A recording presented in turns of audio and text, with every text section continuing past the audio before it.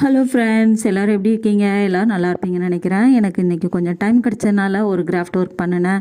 எப்பயுமே ஏதாவது ஒரு டைம் கிடைக்கிறப்ப செய்வேன். மற்ற நேரம் க்ளீனிங் வேலை அது இதுன்னு இருக்கும். ஈவினிங் சத்து மாவு வரைக்கும் ரெடி பண்ணேன். சத்து மாவு காலி ஆயிடுச்சு. அதனால் கேப்பை, கம்பு, சோளம், மக்காச்சோளம், சம்பா கோதுமை, வேர்க்கடலை, பொரிகடலை, பாதாம் கேஷ்யூ இதெல்லாமே லைட்டாக வறுத்துக்கிட்டு வாசனை வர அளவு வறுத்துட்டு மொத்தமாக அரைச்சி வச்சுக்கிருவேன். இந்த தடவை கேப்பை தனியாகவும் மற்ற ஐட்டம் தனியாகவும் அரைச்சி வச்சுக்கிறேன். ஏன்னா கேப்பை மாவு தனியாக தேவைப்படுறதுங்கிறதுனால அந்த மாதிரி அரைச்சி வைக்க ரெடி பண்ணி வச்சுட்டேன். அதை நான் உங்களோட ஷேர் பண்ணிக்கிறேன்.